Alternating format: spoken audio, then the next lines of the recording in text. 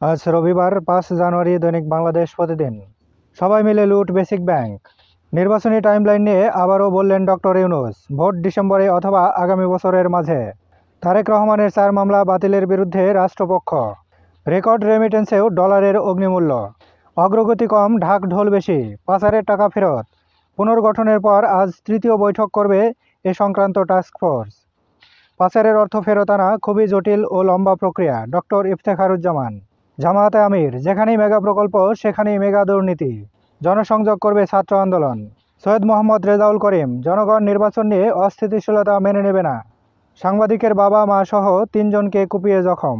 মামুনুল হক, সাতপন্থীদের ইজতেমা করার অধিকার নেই। কেন্দ্রীয় শহীদ মিনারে সমাবেশে হামলা। বিগত নির্বাচনের অনিয়মের খোঁজে ইসি। খালেদা জিয়া লন্ডন যাচ্ছেন 7 জানুয়ারি। এবার শেষের পাতা।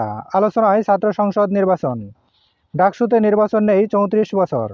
ক্ষমতার পট পরিবর্তনে আশা দেখছেন শিক্ষার্থীরা। ঢাবি জাবিতে মাঠ গোছাচ্ছে ছাত্র শিবির ও বৈষম্য বিরোধীরা। শৃঙ্খলা ফেরানোর চ্যালেঞ্জ ছাত্রদল। সংকট বাড়ছে মেডিকেল শিক্ষায়, বঞ্চিত চিকিৎসকরা। কলেজগুলোতে অর্ধেক শিক্ষক পদ শূন্য।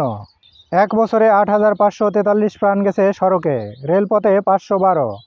ডিসেম্বরে এই সড়কে নিহত 539। কোস্টগার্ড মাদক কারবারি সংঘর্ষে 1 জন নিহত। জ্বলে না চোলা, ঘোরে না কারখানার চাকা। 300 শিল্প কারখানা বন্ধ, 500 বন্ধের ঝুঁকিতে। গ্যাসের চুলার বদলে গ্রাহক খুঁজছে সিলিন্ডার গ্যাস, ইলেকট্রিক চুলায়। ট্রাফিক আইন লঙ্ঘনে 2 দিনে 3,164 মামলা।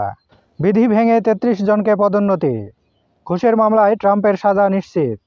ঢাবি অধিভুক্ত 7 কলেজ, শত কোটি টাকা লোপাটের অভিযোগ।